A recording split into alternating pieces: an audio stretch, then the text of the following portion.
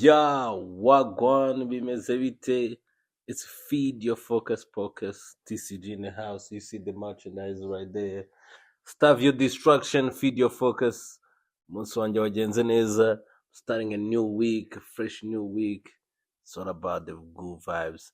Ariko uyu munsi ndi kumwe n'undi muntu, you know, always I got a good surprise. Noneho umunsi nabagereye hahandi, handi mwe mutigerera handi batazi. This is the movie industry. We're in the movie industry. We're in the youth inspiring generation. We're in the deep, in the trenches type of vibe. And I go ariko we about to tap in. I got Bane. I mentioned I'm using a Bane. Ariko nta muntu ujya uvuga umugabo arivuga. So let's get in. Yeah. What go on, Maji? Alrighty. I'm so happy to be with you, my friend. Yeah, man. It's the TCG all the way. Mm. I really dig that vibe, like Mm. you like feed your focus, man. Mm. Jobundi Papa yaravuze ngo he's been living in the trenches half of his life. Mm. And then you just mentioned the trenches and then took me back in time. Mm. Nibuka ukuntu we had to hustle, bro. We had to make it happen. And a few years down the line, turacyaga biri kugenda neza actually. It's all good. So thanks for having me here. Name is Ben Rangirwa. Friends and family call me Mr. Eagle. Oh, yes. So you just mentioned about the movie industry. I'm a films director, actor, screenwriter, and producer. Actually, the only thing that I don't do on a movie set is editing and camera work. Yeah. Ibindi byose urabikora ni iki? But I also happen to be a poet on the sidelines. Uradutamo se cyane. What the hell? No, if the vibe is right, I'll do it. Let's go. You jump to it. Nah, stress. Let's jump to it. Oh, what the hell? All right. Hari poem nakoze in 2019. Actually, in December. Bavuga mbere ya COVID. Yeah, it's only a few weeks before COVID, actually. There's this friend of mine. He always likes to call himself a lion. Yaraj and Amgati. There's this lady like I really want to do. Like, let's go. And I'm gonna tell me about her. I'm gonna the whole story, and then a few minutes later, then we got Queen Lioness, the one that makes the lion so royal. The beauty of my beast. She's shy but lonely. Her beauty is angelic but dangerous. She's a great listener. She's a perfect partner. Our hearts connect and wallpapers react. It's a long thing. Ntako ufite ko mu Kinyarwanda basi gito. Biragoye man, bisigaye bigoye guterana imitoma mu Kinyarwanda, you know. Abaniga benshi babinyuzemo iminsi myinshi barabivangavanze. It's so hard to be real. Utisanze waguye muri case y'aba baniga baririmba nzwe, you get the idea. Let's say as you. Yeah. Ufite urukundo wari wakunda. I'm a romantic fella. Okay, you are uri romantic. Yeah. Nyine wari wakunda umuntu kuvuga ati na to be romantic ishobora ku yeah, ashobora kuba amaco y'intuze nyine to you just want to see stuff. Niko nyine ukaba romantic, you know. I'm like I'm romantic to the one, that one. Yeah, I was. You was, but you're not. Not anymore. What happened, man? Let's get to it, bro. Jay, when you're looking back in life, turi kureba urugendo twakoze naho turi kugana, tureba failure twagize muri business, ukareba failure wagize muri industry, but most times we tend to forget the failures we had romantically, man. These women have broken our hearts for so long. Yeah. Bituma some niggas bahita bavuga ati, you know what? All right. Let me just make love to alcohol and smoke. Forget about these ladies. And yet, how to Ganani have a man? We still need to have someone on our side. You get the idea. Behind every great man stands a great woman. And it's never too early to find the right one, and it's actually ever too late to find the right one. So there's this lady. We were supposed to get married 2024 June, and then on Valentine's Day that same year, basically what 4 months minus our wedding, our D-Day, I found her in the bed of my, in quotes, best friend. She was riding that nigga. I mean, yeah, she was the one. face to face. Yeah. We ariko kuntu ujya gusura umujama muri ghetto, you know. And then since you have the key and all that, Kaboy yagufunguriye nagukeneye ku moving and all abo that. Kaboy wagufunguriye nawe atuye kwigaho. Iki Kaboy yagufunguriye kandi azi ko harimo umuntu. Okay, I paid half that rent. First of all. Second of all, it was my black site najya najyaga nitamo for. Noneho narinjiye numva jama he's having his moment. I don't know, since ibyanteye, and then I was like, okay, reka njye gucunguriya. Gucunguriya in Kinyarwanda, how do you say kurunguruka? Njye kurunguruka and then see you know what's happening, and then I saw it's my woman being done. I was like, damn, bro. So ngaruka muri salon ndicara. So the lady came to pick something from the fridge. She came out butt naked. And then she froze like a deer in headlights. I'm like, it's okay, you go, you do you. I just finished my beer and go. So that was the last one of it. I mean, ariko hari umugani wavuze ati behind every great man stands a great woman. But also behind every great man there is a baby wamubabaje tu. Oh yeah, definitely. Renga bro. Pak. Buriya. Most times when do you believe in God? Yeah. All right. So God wants us to meet a few wrong people before meeting the right one, so that when we finally meet the right person, we will know how to cherish that gift. So obviously you're gonna meet a few hoes along the way. Bagutesha umwanya, igihe n'amafaranga, n'imbaraga zawe and all that. At the end of the day, they are training you into becoming the best version. Kugira ngo when you get your, you know, your shorty, your Mrs. Right, you'll be a good version. Wamenya ko ari training cyangwa atari training. Just feel the moment. Feel the moment. There's no way you can know that. Just be there in the moment. Ufate the most possible. Hari ukuntu mu Kinyarwanda bajya ca umugani ngo isi ni konsa ujya ukurura vuba kuko si nyoko. You get the point. So once you get that lady, just, you know, get the most out of it, bro. Get the most out of it. Kuko if she's your one, and then azaku inspiring to be better, kugira ngo buri munsi ujye uhora umutereta as if it's the first time. But then if she's not the one, you'll gain the experience, the good times. Fuck that shit. Fuck that shit. Yeah, because this time people learn abantu bese buze ikintu bita pretend game. Yeah. So the pretend game. So no go n'umukobwa ga pretending for 10 years. They can't kubwira. Come on, man. Bro, skimva nkubwire. Most times you dutereta, we're going for dicks, not the heads. What, 12 years ago? Was it Bulldog na? Was it Just Family something? Yeah, I think I remember that track. Aho urukundo ruca amarenga indoro zijya guhura umwe agahunga. Ashaka ibyo atataye hasi n'undi ashaka areba ibyo adafite mu ntoki.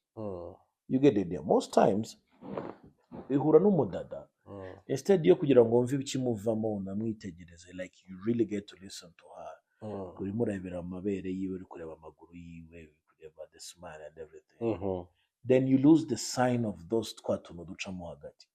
The red flags. You get the idea. I can be gangster. Ariko bro, even gangsters have hearts, man. Sibyo? Kandi most times utwo tu red flags twirengagiza dutuma iyo bipfuye it distracts you, man. nonese izo red flags ko umuntu ashobora kuzihisha. Not for long. Yeah, And what do you mean not for long? not for long. Azaga pretending aho nk'ukwezi kumwe abiri atatu ntabwo arenga atatu. Ikindi most times tujya dukora amakosa nk'abajama ukadetinga in distance. Buriya n'umudaduza agakora ataha buriya it's a distance relationship. Buriya wabanye n'umuntu 1 week 2 weeks. She can drop the act. Ari nyine musangira breakfast, lunch and dinner. No, it's all in the small details. Let me give you an example. Abajama. Nkawe, I can bet with 97% chances you kunani uragona.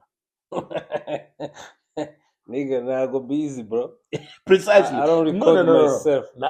I never recorded myself. Hari app yo recording ukuntu sinzira nayo yabimbwira. But then, Adiko, looking at your, the chest's weight and stuff and size and stuff, uko nanje ndabizi, I use that app. Yeah, I mean, yeah. You get the idea. Yeah. You know, there's some ladies. Bibangamira tu. No, most times kwa gushaka pretendinga to keep you kugira gutya agashaka kubyo overridinga akabyihorera ariko gatangira kuguhimira handi habo. Reka ngurukira. Ngiye I'm a clean freak. Like iyo ninjiye because of my asthma, navukanye asthma. Iyo ninjiye mu nzu irimo umukungugu no musi intebe I can smell it. Hari igihe umudada babizi rero. Nuko mubangamiye ninjoro ugona. Akiranja tu ntakore nta cleaning fresh. You get the idea. So ladies, iyo mwabanye 1 week 2 weeks wamumenye, she cannot keep pretending. Really? For real. Pretending zibazagurutse ni. Iguru bro, 2 weeks max mubana mu. Yakiririnze umunsi wa mbere wa kabiri. Granga. She couldn't keep up with the rules. Atangiye kujya ajugunya muri trash. Yeah, none hari nk'abadada African women especially. There's shit that like abajama most times ntago tubiha agaciro but it annoys the shit out of us. Hari umukobwa ukuramo her pennies akayi trampa mu ntuze mu kadobo and that shit smells for more than 2 days. Bro. By the way, bro, before we continue, man, I'm just want to tell you, man, it is still Feed Your Focus podcast. Feed Your Focus, yeah. Umunsi ndi kumwe n'umujama bita Bane. This guy had a whole show talking about ibintu turi kuganira n'iki wajya kubona ama calls about people. Yeah. What if the show yitwa Love O'Clock or whatever, It actually started Nguba Kenne and then branched out at Love It 11 and then kuri YouTube yitwa Love O'Clock. Yeah. Ariko ibyo ndi kubabwira nuko I just wanted to tap in with my follower n'iki kugira ngo bamenye da twebwe Feed Your Focus tuzana abantu bari entrepreneur n'iki. Today, if we're talking about this conversation, also it's Feed Your Focus, niggas. Yeah, definitely. Ladies, single ladies, married ladies, whatever whatever you want. Yeah. We're still feeding your what? Well, actually, muri minota ngingi tumaze turi kuvuga kuri ibintu. We are not feeding the focus. We're actually starving the distractions. Because most times, we are too distracting. Those little red flags. We are too distracting. We don't focus on what's important. Okay. What really is important? What's important right now? What's important now and how good she is in bed. Hari abakobwa twita mu giswahili muhongasura. She's beautiful, but that's it. Like this good, this majestic, this woohoo, but then here, like forget about it. No, she's gonna drag you into the fucking ground, man. Yeah. So most times, we look at the directions. I'll give you an example. Day to day, I'm coming close to 22 years in the film industry. Okay. When you look at my filmography with the YouTube, Netflix, festivals and something, I have at least 2,000 episodes of TV series on my belt. 2,000 episodes. That is close to, I don't know, almost 1 million hours of content out there. Mu bihe byanje, I've had ibihe byo hejuru n'ibyo hasi, ups and downs and stuff. Ariko nanone most times igihe cyose nabaga ndi down, no kubera ko I couldn't focus on what I was supposed to do. The reason why I couldn't focus on what I was supposed to do, nuko nabaga mfite luggage z'ibyo navanye on my personal side ziri kwivanga na professional side. Niyo mpamvu twari duhereye kuri ibyo bintu. Ubundi umugabo in our generation, nitureba, we cannot ignore history, by the way. Nitureba the generation y'abatubanjirije, the parents, bafite ibintu bitatu bibatandukanya bikanabahuza. Ubwoko bwe, amafaranga yabo batunze, n'akarere bavukamo. That led to the 20th century's worst nightmare in recorded human history, right here in Rwanda. But then, iyo turebye our generation, twebwe twusa nkaho twabyutse, we got to know the world and everything after them. Twisanze natwe dufite ibintu bitatu biduhuza kandi bikanadutandukanya. Money, sex, alcohol. Cyangwa drugs. Sibyo? Drugs bamwe barabifata abandi ntibabifate. Kandi abandi bagafata ibintu bitandukanye. Ejo nagiye gusenga. Bro, highs zo mu rusengero. I have seen a woman dance akumva braille amubangamiye akayikuramo in the middle of the fucking church, bro. Urubuki? Nabonye umuntu mera ari kubyina braille amubangamira ayikuramo in church. Agashyira hehe se muri mu isakoshi. So highs iwe ziri hari. You get the idea. So highs ziri ukwazo ziraduza dutandukanya. Ikibazo nawe wite ku bintu byinshi. Bro, I'm a film director. Warebaga umumera ari gukuramo nyine. Okay, Imana imbabarire, but as a film director, any personal life y'umumere. Bro, nabona ngana abasista bari muri kurari baje nta ntuze nta kariso bambaye, bro. Things you can see. The things you can see. You get the idea. But hari things muri kirizi ugomba kufunga amaso kugira. No, mu gihe cyo guhimbaza se mu gihe bakiri kuririmba. Like hari ibiboro bitoga kurasa inyoni kera. Like this niggas dancing and then cyangwa umukobwa because of the movements they are making, ipantaro igafatwamo hano inyuma and then akayikururamo. You get. So as a film director, you train your brain to see everything at all times. Like, niba unabonaga ntashaka no kubibona. Bro, nigga, I can't go to any place wow nturi doing. Why? Because nyine nimba ibintu byose uburi kuzoominga, right?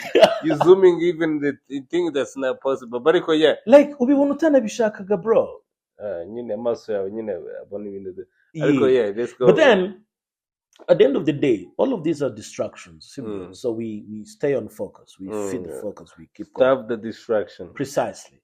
Now, you know, generation turimo high zacu ziratandukanye, the church and everything. When high zabo, so hari afite high muri church, hari afite high muri club.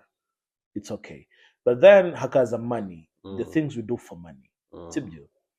Iyo umpa amafaranga cyangwa se nkabona ko ibyo nje nawe tuzakora bizabyara amafaranga, automatically a relationship is built.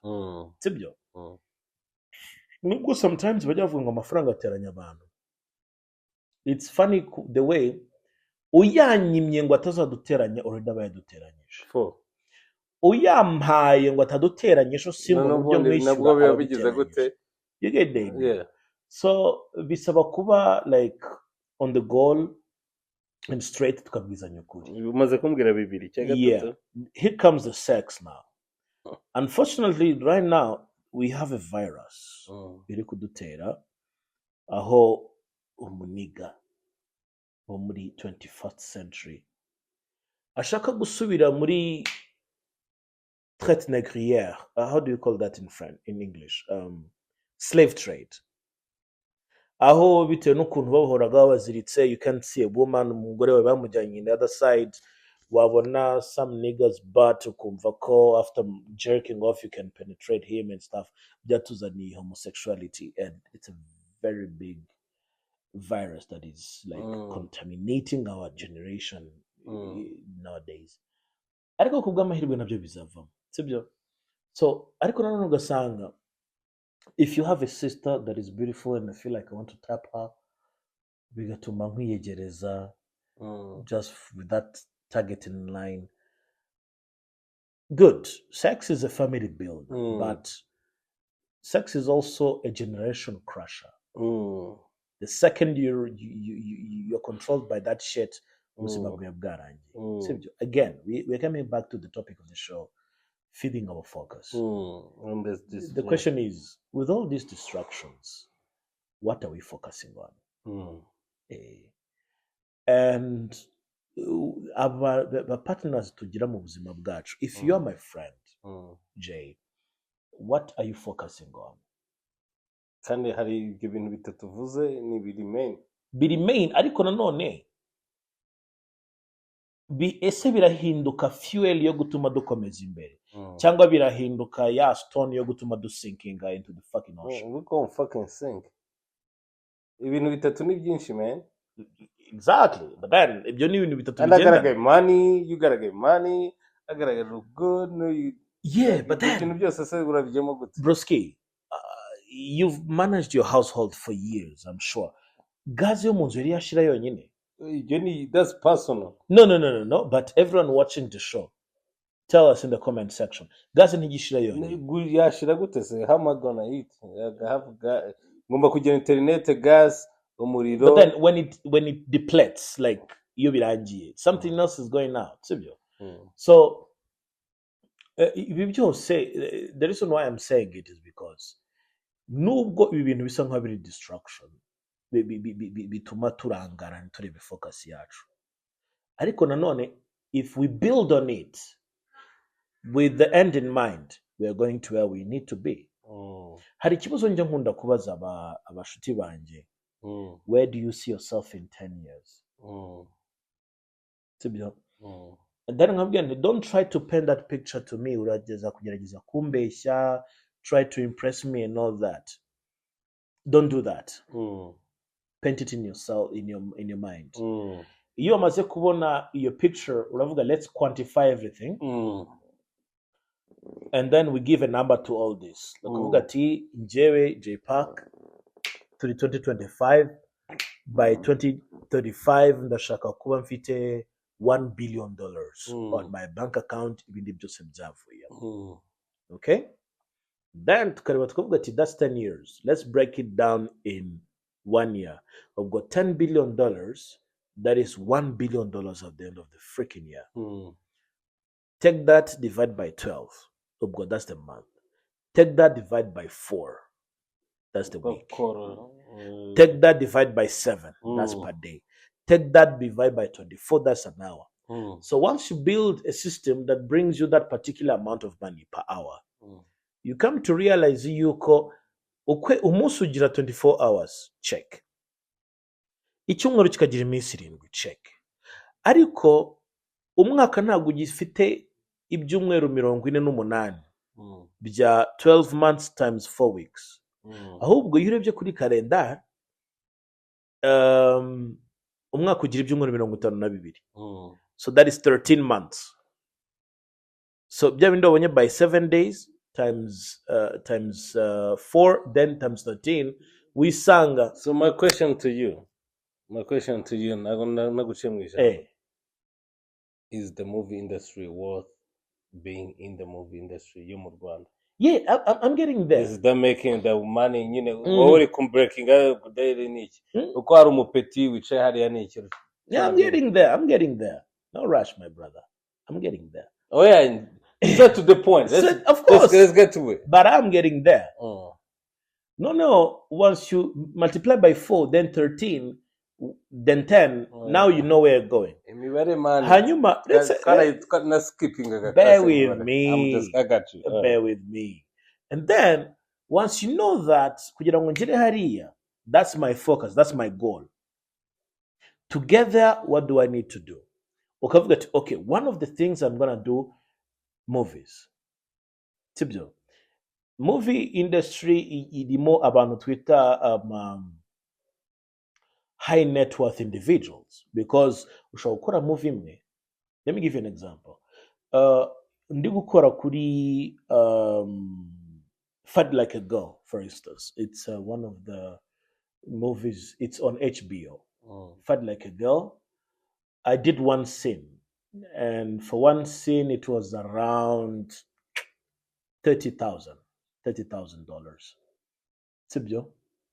That simply because I negotiated it properly. Had I almost 20 scenes, they were paid $1,000. Okay?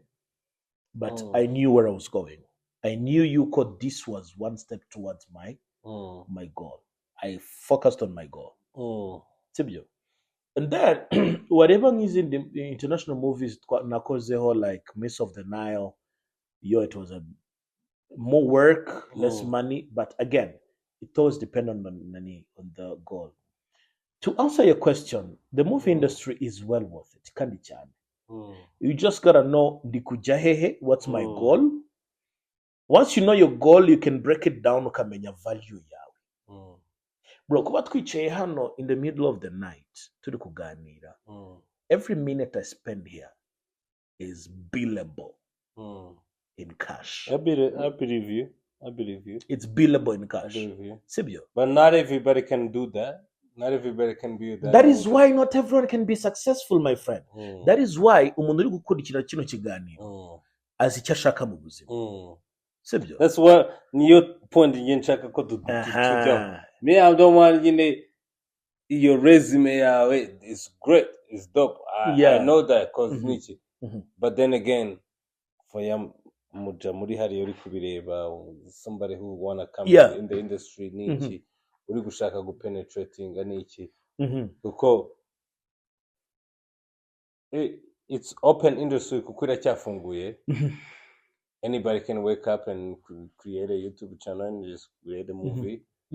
But also it's a cross industry because haracyarimo icyamba ryinshi cyane. Yeah. But that's where I want to tap in. Kuko ni icyo cause you blessed, you got those knowledge, yo kuba warapasinze ukagera kuri that's me. Yeah. So but it's tapping on umupeti wicaye ari kuvuga ati yo ese be niko mubona ari hano ari mu you know. Can I live off that? Can I tap in, feed myself and feed my family? Nashobora kwigaburira nkabi. Is it worth it? I'm not gonna sugarcoat this thing. Movie industry, it is well worth it. Birashoboka cyane kandi birakwiye. However, hari green flags, hakaba red flags. Ntabwo ndi bukubeshye. Let's talk about the green flags. Let's talk about the green flags. Sibyo? No, let me start by the red flags. Alright, fuck it. Let's go. Red flags. Yeah. Let's start by the red flags. Red flag number 1. Hari weaknesses eshatu aba artists twese dufite, from movies to music and everything. Weaknesses eshatu. Ya mbere, nta muhanuzi wemerwa iwabo. 2, iki kigatuma leading to the second one, tugisha inama abantu tudakwiriye kugisha inama. Tap all the buttons. You get I like that one. I fuck with that one. Yeah. So hari umwana uri kureba ino show. You want to feed your focus and everything, and then wajya kugisha inama about your creativity, the entrepreneurship and stuff, ukajya kubwira papa wawe. That nigga has been earning a salary for the last 3 fucking decades. No muchakara by nature. The second ujye kumubwira ibintu byo kwikorera na entrepreneurship, he will never understand. You will never speak the same language. Azaguca intege, azakubwira turananiye, ubaye ikirara, reka gushakira akazi, I have the contact and blah blah blah blah blah blah blah. Let's go. Third one. You get the idea. I get the second one 100%. Mu gihe udafite bariya, you're going to go to a friend Mm. wifitiye some inferiority complex, avuga ati talent ya Jay Park ndayizi. This nigga nakora gutya azansiga kuri street, I'll be low, I'll be down, azansuzugura and all that, azatangira kugusabota instead yo kugufasha kuzamuka. You get the second thing. I get it. Icya gatatu, turabyimba tugakabya. Maze kubyimba. Turabyimba tugakabya. Right. To a point yaho, there's this nigga dukorana muri movie industry. I won't mention his name, but this motherfucker, he's not even a motherfucker. Motherfucker, he's just some nigga somewhere. Iyo muri kuganira, ni umutipe wiremereza shaho. To a point I'm like, whoa, okay. Well, he's good with women. Ku munsi bafite abagore batatu bari busimburaniwe. Yabaze neza umukino, he has a location, a beautiful house like this. Twese turagenda, tukarentinga, tukakorerayo. He makes decent money. But he's that kind of nigga ushobora kubwira ati, I want you to act on my movie, uzakina ino role, very pretty basic. Hanyuma akaguca amafaranga ukamubwira ati, ariko se, how the hell do you want to be paid more than the director, DOP, editor, camera operators, sound engineer? Why not? If you can do combined. Hell no.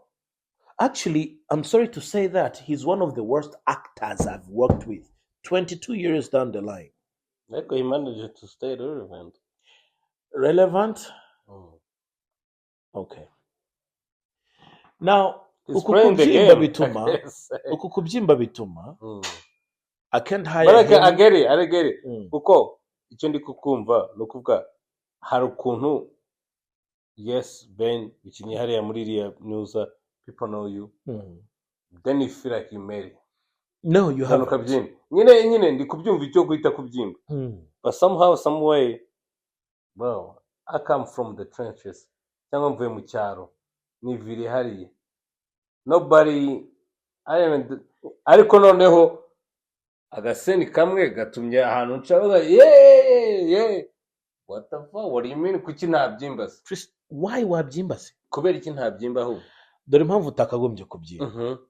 Hari umugani mu gifaransa tujya tuvuga ngo c'est au sommet de la montagne qu'on se sent le plus seul, which can literally translate. No, sorry for that. Bigabanye. The reason why nisanzuye, I know you're a higher level. Yeah, ariko turi kuganira. It's okay. I'll translate. It's on top of the mountain that one feels most lonely. Mu Kinyarwanda ikajya gutranslatinga hamwe n'umugani witwa ngo umwami ntiyica hica rubanda. You get the idea. So umutipe wese wiremereza, wiyemera, there's nothing. Man, ariko wowe ikibazo ntabwo ari kuri kucyumva niki. Urumva? Njyewe nturutse only abaturanyi babiri batatu baranze niki. I get a chance, I get an opportunity. Boom, akapisode kamwe. Ndi guca muri Kigali, umutari Ben. Kuki ntabyimba? Oya kuki wewe kucyumva ntabyimba gute se? Hano nta gahunda nari mfite yo kugira gute, yo kumenyekana no gusucceeding. Forget about succeeding, kuko byo ni ikintu. Nturuka hariya muri cya cyaro cyahariya. Yego. Ngeze muri Kigali niki ukoza agasene harahiye. Umumotari wese mfasha ari kumbwira ati genda gufana ndakuzi ukabyimba. Kubera iki ntabyimba? Ibyo bikugira ingunguru iri mu busa. Uratangiye nawe. Ingunguru iri mu busa nivuga cyane my friend. Mbabarira. Reka nguhe urugero. Njya mbibona ukuntu abaniga babyimba. Sibyo? Oya ahubwo ikintu ugiye nsobanurira kuki uwo mujama wumva ko atabyimba kandi ntacyo aba yakagezeho. What do you mean akigezeho? abaniga bo muri industry, I'm very sorry to say this, ariko se ni bangahe bafite at least a bachelor's degree? Okay, noneho utangiye kujya muri politiki, we ujya muri education, we ujya kujya muri money, we ibyo ndabyemera. Ariyemera ngo bigende gute? I have a fucking PhD, bro. Kimere Kuki arazwi, aravugwa. Abamotari 15 baramuzi. Wowe uzi abamotari 15 broski YouTube nyarwanda. Ariko wari wafata abamotari 15 bakavuga ati nakuzi. Yego. How do you feel? I'm like, thank you. Umumotari ambaza gusa uteze moto gute? I'm like, broski. Exactly. Ndamubwira ni broski, kuva mu mujyi njya Kimironko n'intwara imodoka ndakoresha 45 minutes. Wowe n'untwara urankoresha iminota 10. Why am I losing time? Icyo nicyo kibazo kindi ahubwo. Ibyo bintu gufiringa gutyo bikugeza hehe, bitugeza hehe? Kubyimba biratumanura. Bituma tugwa. Iyo niyo point. Kubyimba bituma umumotari amubweti nimba ndi bufate taxi sinkuboneho umumotari, I'm spending more money and more time. Ariko ninza nkagufata nk'akamoto ndi spendingira less money, I'm a 7, then tomorrow nzaguryo. Ibyo nije ariko kubyimba ugomba kubyimba bro. Oya nakubyimba. Ugomba reka. Buryo uzabyimbe bro. Uva nkubwire. Burya nukora wanyubahutse. I will knock the shit out of you na police nizabona cyo investigate. Ben, reka nkubwire. Ariko mu gihe utanyubahutse. Burya nukora, reka nkubwire Ben. Burya nukora success yawe ikagaragara. Burya uzabyimbe. Why? Kuko warakoze. Ariko you know how many people are funnier? You know how many people are good rappers? You know how many people bashobora kwandika indirimbo nyinshi? You know how many people can write good movies? Ariko they stuck back. They don't have nowhere to show that. No. Wowe nubikora ukabibona bikakugeza hariya uzabyerekana. Buryo uzabyerekana. Ntago abantu bize batanga ibitambo nk'ibyo natanze. Exactly. Nyine nubigeraho uzabyerekana. Fuck. Yes. I am a first generation movie maker mu muryango wanjye. First generation. Niyo mpamvu wiyemera nyine. Uretse gatoya. Ariko urabizi ko wiyemera se basi. Bise ndiyemera. Oya, ubwo rabigaragaza ariko. Okay, reka dutandukanye kwiyumva no kwiyemera. I suppose this different. Hari confidence na arrogance. Kwiyemera ni ya confidence ituma utsindagira abantu hasi ukumva ko utamusuhuza, utamuvugisha kuko uri hejuru yiwe. Now you go to the vocabulary. Ntabwo navuze gusubiza abantu hasi. Kwiyumva kwa kundi winjira muri moment ukavuga ati you wanna take a swing and me fucking day you ngwino nyegeye. I'm him. No kwiyumva ntago ari kwiyemera bro. Okay, let's talk about that. Uko no kwiyumva. Buryo uziyumve basi. Uziyumve bro, ntakwiyemera wapi. Uziyumve. Hahandi sometimes there's this friend of mine yangirana nayo ikibazo. Hari girlfriend iwe yasanze atangira kumubwira ati kuki utamera nka Ben. I'm like, excuse you. You get the idea. Kubera ko yo ninjiye muri hall, ninjira nyine mfite calm. I'm an alpha male. I command respect and attention. Sibyo? Ni ibintu bimbamo muri njyewe. Naba mbishaka naba ntabishaka. Ariko again ntabwo bituma nyine nsubiza umuntu inyuma. Again nibyo turi kumva cyane. Icyo twemeranyaho nuko buryo uziyumve. If you worked for it, if you made it, feel it, you deserve it, you worked for that. Feel it. Broski, I love it. Iyo ndi kwinjira nko muri mu nama, they introduce me first. Sibyo? Alright. That's tough. No, hari 2 questions. Yeah. Turagikora kimwe kuri kimwe ntabwo ndi bukore bibiri. Icyambere. This industry, you know, burya movie industry urimo, music industry, it's ntago bitandukanye cyane. Yego.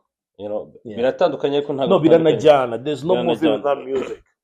Yeah. Icyambere. They think icyitwa ko ndacyita gute to that gutanga ibitambo. Let's say sex to get this. Yeah. Or money to get this. Time to get that. Yeah. Or muri music tubyita giti yego kugira ngo baguhe promo yego urumva Mhm. muri movie sinzi ibyo mubyita kugira ngo ubone Motivation. yasin mubyita tubyita motivation motivation yego urumva Mhm. let's talk about that Yeah. Well, twari tukiri kuvuga kuri red flags ziri muri industry ya cinema ugize neza ukoze kuri ako kantu muri industry yacu dufite red flags zitari nyinshi iya mbere ni amashyari to ruswa na motivation amashyari byo ntituri bubitindeho abasangira ubusa bitana ibisambo fuck that sibyo two iyi motivation especially ibyo mu kinyarwanda bita in quotes ruswa ishingiye ku gitsina I've dealt with a few female producers bambwira ati bro you ngomba kukumva ibiro if you wanna act in my movie ka motivation niko byita buri hey. twe tubyita giti muri muziki ariko ni motivation biba giti kubera ko you have to pay kugira ngo ubone the fame and the spotlight thing is in the industry ya cinema byo biratandukanye warasaka kubaza ati why am I going to invest in you give you spotlight and then pay you uzi ikintu ugiye kukubaza kimwe se ntabwo tubijya muri details ikintu cyo ngiye kubaza is it worth it no that's one question it's not worth it iyo use skill yawe especially ko abantu hari abantu bifata ngo nuko yumva ko afite talent cinema is not nka music umuntu wese yakwinjira muri studio akarecording you have to learn nimba ari closed place then the only way I'm gonna get in nuko nzabigenza gutya no you have to work hard believe in yourself cyane believe in yourself and love your freaking mirror buriya miruwari 22 years down the line inshuti yanjye ngira uruta izindi zose ni miruwari I rehearse every night I'm an award winning actor I still rehearse every night imbere ya miruwari to perfect my delivery umva bro let me tell you one thing I'm happy to have you kugira ngo tuganire ye nago nakuzanye cyangwa nago I'm now having this conversation kugira ngo du focusing kuri bya bintu abantu baravuga yego I'm trying to change the script exactly like also like boom it's not fucking worth it niyo mpamvu tutatinze nimba ufite inzara ukeneye amafaranga find another way precisely don't waste our freaking time don't sell your soul exactly ako kantu don't sell your soul kugira ngo ugere kuri iki kintu ariko nyine people would say their soul people would but it's not worth it ese Ben reka nkubwire umaze imyaka myinshi nta mukobwa urakubwira ati I'm willing wowe icyo ushaka cyose ariko ungeze hariya njyewe okay ni benshi on a daily basis no okay nutubwira uko basubiza ariko but ageda kuko nimba bihari not everybody gonna say no uri muri movie precisely we have predators my friend we have predators crazy world we live in we have I know we have predators but then, at the end of the day sibyo America dufite we are in a very young country our industry is very young you work hard you'll make it I promise no shortcuts no handouts biragoye hari one of the movies ariko uzi reka nkubwire man waburaye mu rugo baburaye nigira kubwira ati rero the only way uribona cassette hariya no kunguko kandi home baburaye niki bro that shit is a yes kubera ko you put all your eggs in one basket let's talk about it you put all your eggs in one basket exactly hari umukobwa umwe hari one of the very few famous movies in Rwanda nakinyemo as a main character I did it I was doing this character nkunda hano mu sister and she's not good at all. Like, iyo ubibonye uhita ubona ko habayemo akantu k'akamotivasiyo byanze bikunze. You get the idea. But then uza kwisanga this lady niba yarakinnye muri filime nyinshi ni ebyiri, and then she was done kuko yahuye n'aba ba predators bamukora ibyo bamukora, bamukinisha once or twice birangirira aho ngaho because bari bishyuye ideni bari baramugiyemo, sibyo? This prostitution thing doesn't work, my friend, at all. But we worked hard.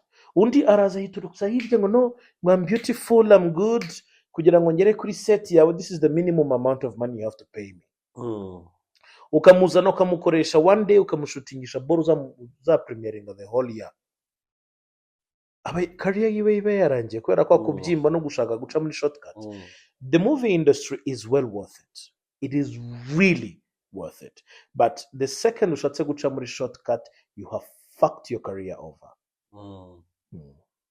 The man, ariko njyewe me, like on the other side, I get it, ibyo bibaho. People have their way to survive and live and feed their family and all that. So the most important thing when we're talking about feed your focus and all that, Exactly.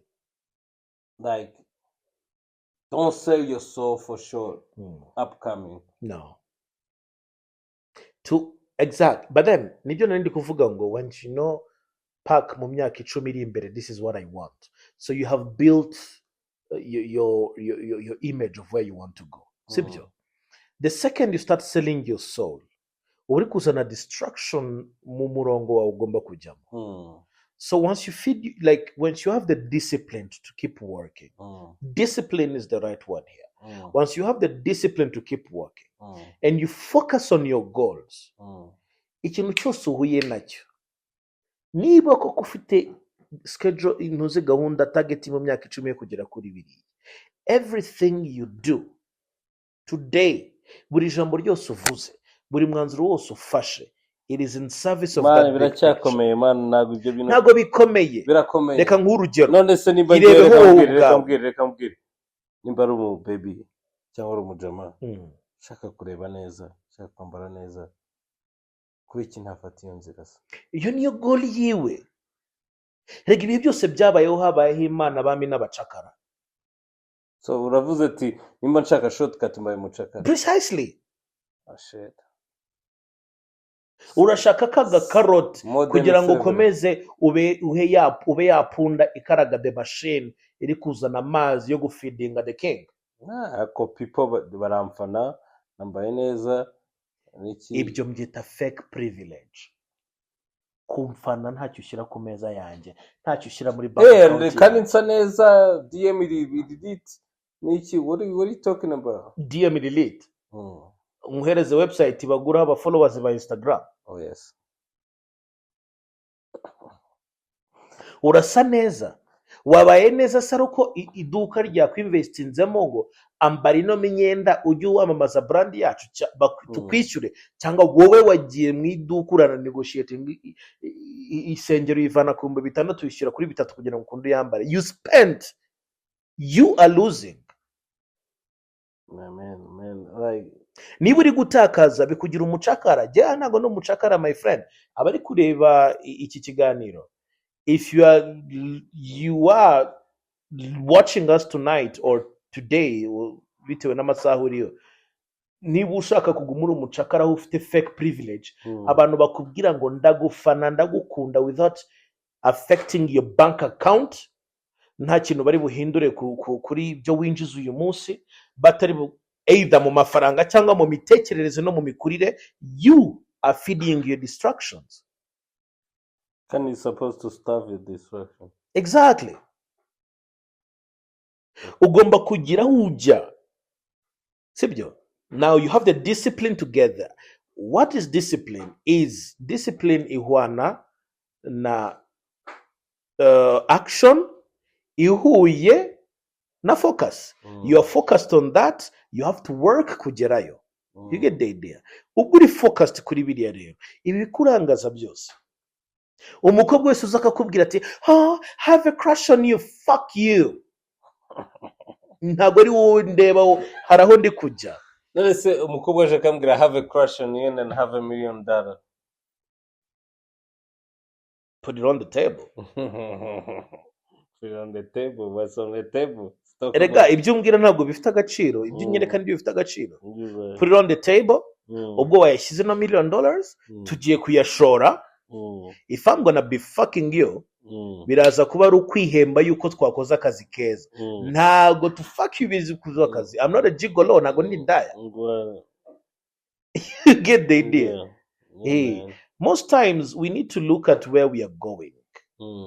We focus on where we are going. Man, ariko buriya, you know, impamvu tuba twanageze muri deep conversation like that, and I got the opposite side. It's not even ko ntumva ibyo uri kuvuga n'iki. No, you're challenging me. I'm challenging kugira ngo to touching izo topics. Yeah. So people who are listening to us understand like, yo, nimba ibi ngibi ucuza inzino nzira.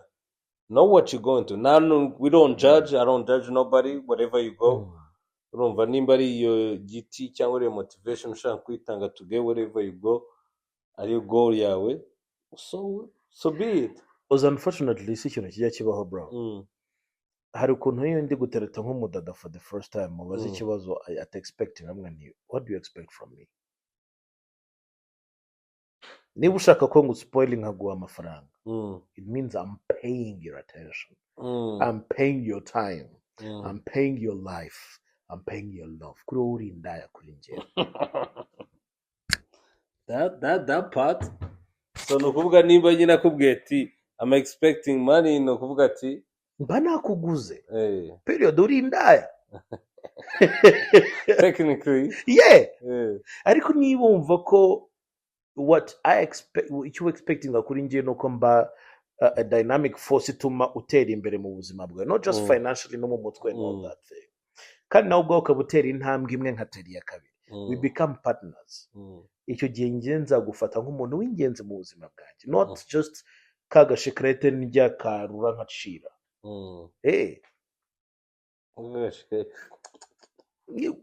Isukari yashira mugira gute? Urajugunya. Erega bese bavuka buri munsi. Bro, oh fucking my listeners, man. I appreciate you for tuning in for this episode, man. Umusi, I don't know. Ben is one of the good guests in the, because in the conversation ya mbere tugize kuri podcast yacu ivuga kuri ibintu ni tujya kuri no topic.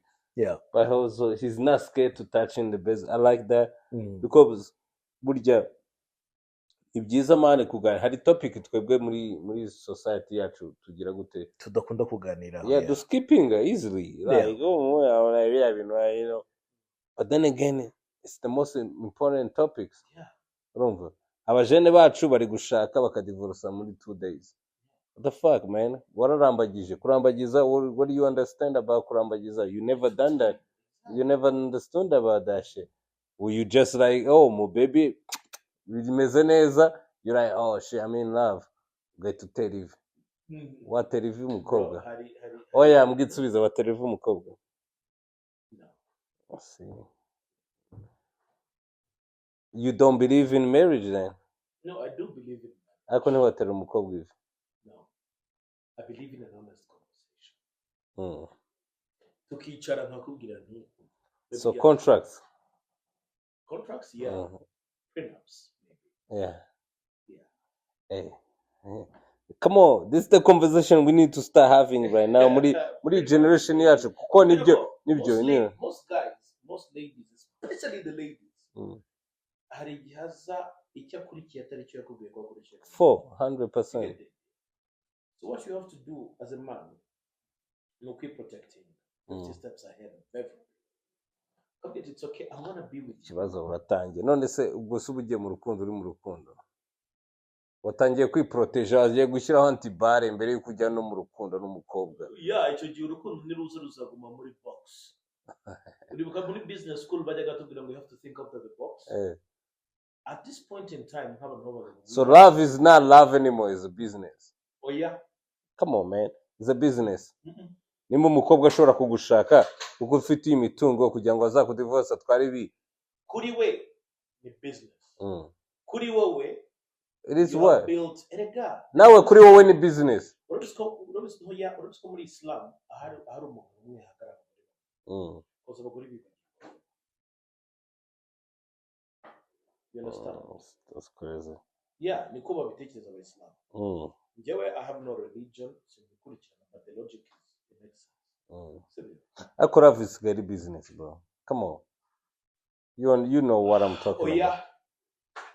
Love is not business, but Marriage, some but people, let's say marriage. marriage is a business. Okay, not love. Then, marriage, again, and love, it's motivated by different things. Kanguruje. Njyewe ntabwo nkeneye umugore wo kuryoshya amafoto. Because target ifite si y'amafoto. My focus is not on the picture. Ariko ugomba gufata ifoto man, nta foto nta cyabaye. Iyo yaba ari temporary bro. Kuko se hari na filters AI yarabikemuye. I would rather have the Muslim Rwanda tubita babiryo. Like is that kind of lady who siga mu rugo kavuga ati shaka muzamu ni ati. Fuck that. Umuzamu ntacyo atatinyuka bro. Precisely. But then ukavuga ati uyu nguyu nuwanje gusa nta nuzamu.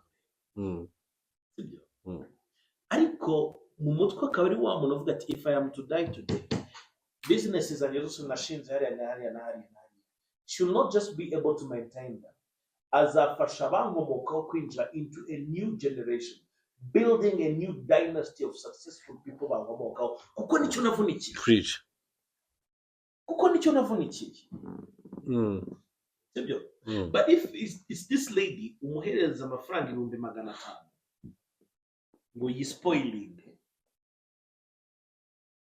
the question zara z'ibihumbi 100 and all the nails and everything the hair and shit akaba adashobora gufata 100 cyangwa 200 ngo ajye muri Rwanda Investment National Trust something RNIT agure bond za Central Bank whatever is bonds z'ibihumbi 100 this thing are gaining 13% interest per annum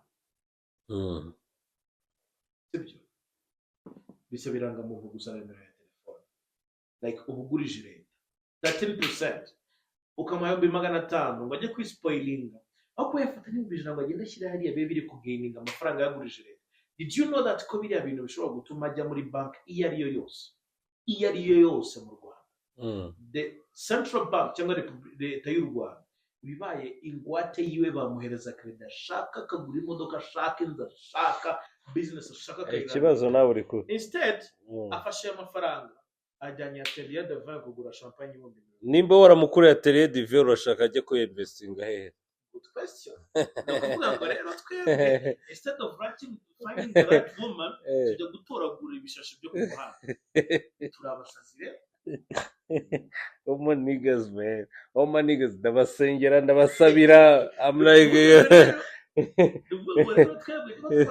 right women gutoragura amashashi yo ku muhanda sometimes wa mugani wa Tanzania ngo tunategemea mwembe chini ya mnazi they are waiting for a mango under a papaya tree under a coconut tree okay I'm just saying again question is this woman that just got into your life, how is she feeding your focus? Is it by support? Is it by intellectual contribution? Is it by material contribution? Cyangwa she's a distraction no gutuma udatekereza. Hari abakobwa mudashobora kuganira business for 5 minutes. Hell fucking yeah. Sibyo? Yeah. You start talking about business. Arasanga uri murareba uburyo stock market yiriwe. Agahita kujya gwati. Agatangira baby kandi wowe urangaye ureba ibi bintu niki. But why are you looking at numbers and not giving attention to me? What the hell? Ugahita ubyibagirwa ugahita most times I think yet bikubwira ahitagira gutya kamanura party agatangira kushaka ibisasu. Sha distraction abaji dufite ni nyinshi yere zaracyatugo. Question is, where are you going? They can begin them American. Where are you going? How bad do you want it? How bad do you want it? How bad do you want it? How bad do you fucking want it? Ejo n'ejo bundi uzacika intege.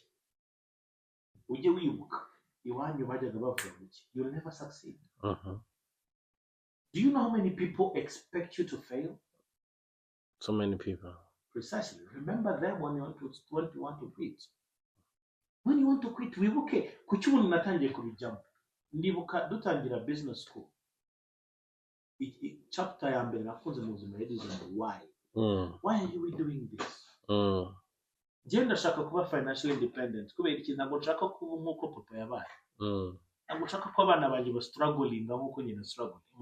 That is my why. So ninza n'umugore rero utari as fit and strong as my mother was sustaining mu bihe twari turimo nkabasha kuba nagira ahangaha. It means I'm feeding my distractions. Big time. In that case, the woman that is standing behind me is not a great woman. Yeah. I won't say a great man. Because behind every great man is a great woman. Yeah. Ugorero, let's focus on where we are going, why we are going there, and with whom we are going. Especially ko cyane ko bro urupfu rw'imbwa n'inyama twese twabaye ba Samson ba Delila batumiriye nabi. If you don't focus, these women here, I went to church by the way. Preacher twahasanze, she's a woman, she's different. Yavuze ijambo and it marked me mu buzima. Arambwira ngo yaravuze ngo sex is the best thing that can ever happen to a person in life. Nta kintu kibo kiryoha nka sex. Yeah. But then the devil is not looking for your 2 minutes. He's looking at the foundation that is built from the 2 minutes. If you want to have sex, you can fuck every woman on the planet. You can if you want. But then what are you offering? Ntago watanga ibyo udafite. Once you focus, you build what you want to become. Then you can have any woman on the planet. So is the goal to have any woman? Was the goal to have the woman? Is the goal to have any woman, or is the goal to have one woman? What's the goal? The goal is... Changwa is the goal. The goal is to have the woman. You cannot meet a woman and know that she's a woman. Right. Of course, you will test and fail. You will test and fail. But then at the end of the day, failure is part of the experience. You will test 1, it fails, 2, it fails, and then 3, it goes. Shit. Complicated as a motherfucker. No, it's not. It is complicated. Think about it. No, if I got a test drive...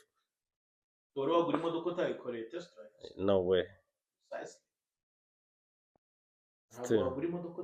Test drive. Then once you figure out it's not your car, just put it on the side. Put it on the side and take the next one. Shit. For us, we still gotta test more cars then. No, ya car wa mukobwa nawe azamakinga sure yuko by the time asohotse mu ruganda azaba ari ya premium version. Utazatestinga gutyo utari umuntu. I'll give you an example. Yeah. So I'll give you an example. Whoever but to test driver nuko ari qualified. Anyone can go test drive a Mercedes or a Toyota. Ni bangahe bajya go test drive in a Bentley cyangwa Maserati. If you want pure content, if you want good stuff, nyarukira kuri not YouTube. Go to Instagram and find Ben Rurangirwa official. Follow that account and then ibindi byose uzabihasanga. Yeah, man. That'll be me. TCG, twamamaje, Xavier Distraction, Feed Your Focus. Yeah. Nichi. Gahunda yindi, you want a music video nichi, tap in, Zaino got you.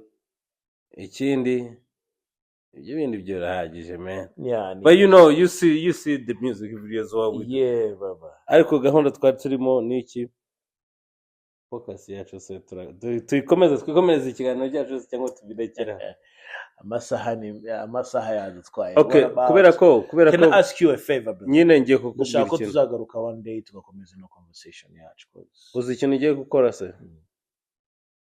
Kubera ko ino ni podcast.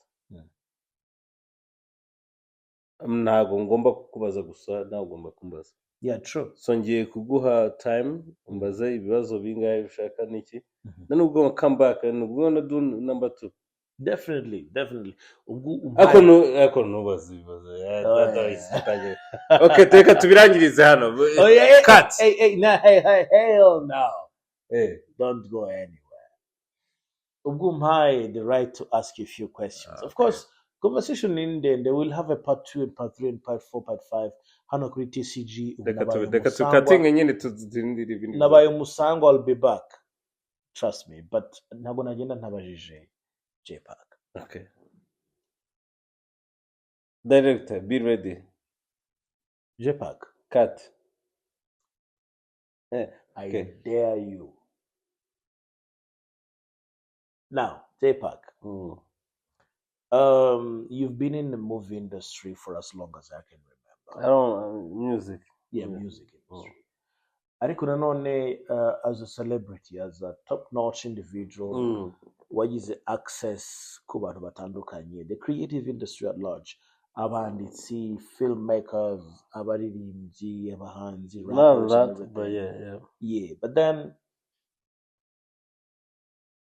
mu buzima buriya kimwe mu bintu bijya bituvuna ni ukugira the right friends. N'abantu benshi cyane tugira mu buzima bwacu atari inshuti za nyazo, ahubwo ari ikirondwe. Kizi parasites gifatira ahantu gifatiye kikakurura. Yeah, buri ikirondwe ku bantu batakizi cyangwa parasite, iyo gifashe ku nka cyangwa ku mbwa kirayonka ku buryo idashobora kubyibuha. Ariko none ntabwo cyayica. Mu buzima tugira abashuti benshi b'ibirondwe babeshejwe no kudusakinga amaraso yacu. Ntabwo yakwica, ariko none ntabwo ushobora gutera imbere ari mu buzima bwawe. How do you deal with such people? Iyo umaze kumenya ko uyu muntu ari ikirondwe mu buzima bwawe, ni gute udirinda nawe? How do you do that? Okay, that's a good question. Urumva iyo umuntu umaze kumumenya, they're there for the moment, they're there for a bright moment, they're there for the you can, for me, I'm not the type to be like, I'm the type to like, yo, I know you. Like, sometimes I'm like, maybe this is what you need to survive, to get by. I'm the type to be like, okay, what's the 2 options? Uyu muntu, they need this to survive. So I don't have to just throw them away. Yeah. But also, I'm the type of like, yo, you need to survive, but you got other options. It's okay, move on. Nago, I'm not like, ntago njye mbitindaho cyane tu. But I can also read the room. Read the room, like understand, like, yo, kuko there's sometimes people do things because that's the last option. Yeah. Feel me? Niyo option yonyine bafite. Okay. And but they not also like ntabwo ari tayari kubivuga. Umutima yabo irakomeye kugira ngo babyarone, bro, like I'm on my last. Ndi ku kagozi ka nyuma. But if I can see that, I may give you a day or 2, but not more than that. Ariko I may let you survive because ntabwo nshobora guhita ngo nshyire kuri spot boom boom, because sometimes I've been in that position. Because sometimes, man, only is one day. Only is one day. Yeah. But you can tell from a guy, you can look in the people's eye, but I give you one more day, you know. Okay. But if it's not that, yeah. Outstanding. Ikibazo cyanjye cya kabiri. Umwanda kubaza bitatu byonyine. Muri filime tujya turebamo concept za time travel.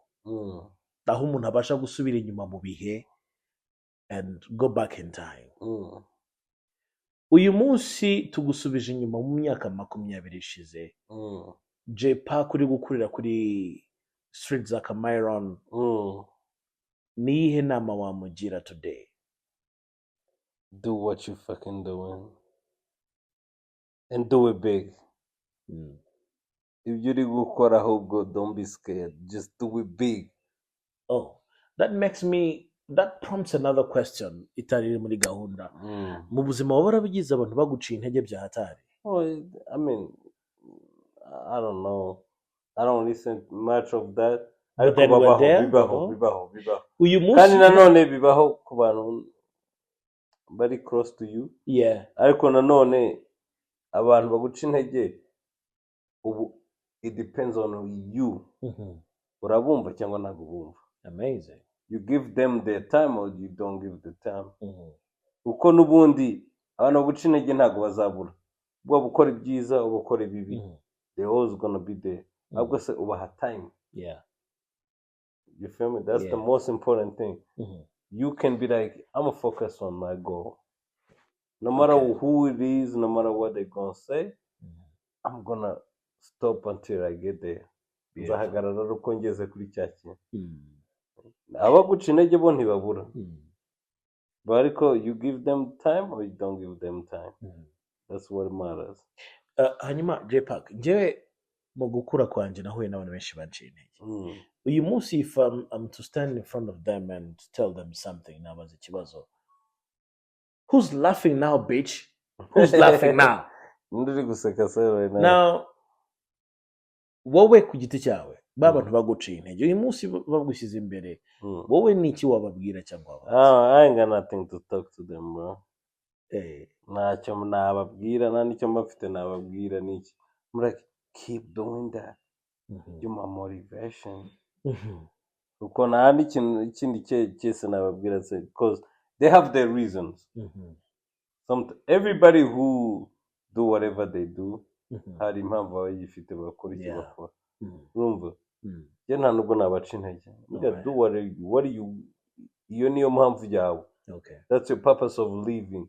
Ariko nanjye mfite purpose of yanjye niki ituma mbaho. So I cannot leave kubera ko purpose yawe.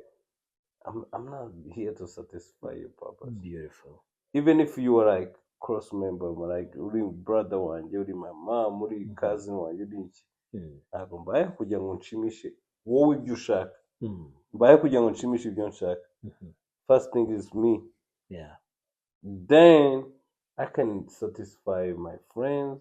By auxiliary, yeah. Then I can satisfy other people. I call number one, ninjewe. The number two is the people who help me. Yeah. Ibi byose ubona niki hari cameraman behind us. Yeah. I gotta make sure that nigga is okay. Yeah. Urumva? I don't want to microphone. I gotta make sure that guy is okay. Sure. Then again, wow, undi uri ku ruhande w'umufana cyangwa uri ki. Bro, urumva ahantu mgeze nta nubwo uri number 1, nta nubwo uri number 2, nta nubwo uri uri fucking number what? So what do I gotta focus on you? Exactly. Urumva? Yeah. I gotta focus on me, I'm okay. Yeah. Then I gotta focus on the guy that's there with me. Mujama nshobora kubwira ati twagiye kuri uru rugendo cyangwa uri hano n'iki.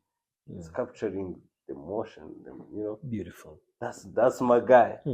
Yaba ari umuryango wanjye yaba atari umuryango wanjye ariko that's my guy, he's there. Urumva nimba ari saa munani z'ijoro he's there. Nimba saa cyenda z'ijoro he's there. You feel me? Nimba baturasha amasasu turi kwiruka turi kwisha turi babiri. He's there. Nawe ahubwo mu mutima we mvuga ati ariko ko ubona ko uyu mujama turi kumwe turi kujyana burugendo, you know, that's my guy. Number 3, wa mufana ukunda ibyo dukunda. Yeah. Indufana. Mhm. then ibindi byose okay man. You're right. My last question, sir. Mu kiganiro twaganiriye, I felt like I was dealing with the best version wa J-Pac. J-Pac wo mu kazi, J-Pac uri focused, J-Pac ufite, intumbero, ufite aho yerekeza, sibyo? But at the end of the day, ntabwo turi bubyirengagize, ntabwo turi bubisimbuke, ntabwo turi bubyibeshyeho. Hari na soft J-Pac. Wo mu rugo, you wanna chill the family, you wanna take it easy. Ushaka kuruhura ubwonko n'ubuzima, Yeah. atari ushaka gushaka ubuzima gusa, ahubwo no kububamo. Undoubtedly hazamo urukundo. J-Pac ni umuntu ukunda, ni umuntu ukundwa, but then uwo J-Pac twamwita ko ari soft, tender, wakira kandi agatanga urukundo na care. Yeah, maybe, yeah. So, Yeah, go ahead. Now, my question is, ufite aho werekeza, ufite intumbero zawe z'aho werekeza. Again, we feed our focus. How does that soft J-Pac, or J uri soft, uri tender, ukunda, agakundwa, agakundwakaza, agatanga care and everything, the family man, the loving guy, ni gute affecting the best wo muri J-Pac? Amwafectinga gute mu nzira ye? Is it a positive impact? Ni umuntu umutera imbaraga cyangwa support cyangwa na motivation stuff, cyangwa ni umuntu usa nkaho amuca intege? Kandi like we listen, we don't judge, tubwize ukuri for real. Ladies and And how do you manage that? Ladies and gentlemen, iyi ntabwo ikiri video focus yabaye Ben's video focus, ntabwo ikiri video focus. You kidnapped my podcast. Ariko nakuretse ngo baze ibibazo now you go all the way. Ariko me, it's a good question though. Yeah, it's a good question. Yeah. Because at the end of the day, family is a key for me, Definitely. Big shit. Like, everybody around me, I love my daughter. That's number one. And I love the people around me, the people that really, really go, deep. Like, I go to war with. Yeah. People I go to war with is the people. I don't forget that. Yeah. Nimba ari movie turi gushutinga, nimba ari video turi gushutinga, nimba turaye kuri scene nini, I don't forget that. Nimba ndaye muri studio, people always ask me, Kinabit is one of my cool guys, people don't understand. I stay in the studio with that guy for hours. Ntabwo ari kuvuga ko mfite no, it's because I go to war with the guy. So ikintu kiba gihambaye niki, can we go to war with, can I go to war with you? Nimba ari ya moment I'm like, yo, everybody's out. I need that 10. And you can be like, I'm there. Check. I'm gonna go over the war. You can go to war with me, I'm gonna go to war with you. Ikindi ibindi biba bisigaye, it just like, let's check. That's for me. That's the real hustle for me. All right. Now I'm going to indulge myself with one final question. Twajyaga tureba WWE ukavuga ati never before, never after. There's something you've never told me before and something you'll never tell me ever again. One message for me from you. Shoot. I'm a lover. Big time. Yeah. People don't know that. People may misconduct that. But I'm a good lover. Because I've been loved. Been loved with my mom. My mom loved me. My family loves me. My home is, so I'm a lover. But sometimes it's too hard for that shit to show. Because the world is just evolved around fake shit, Yeah. and I can smell that fake shit from miles away, Yeah.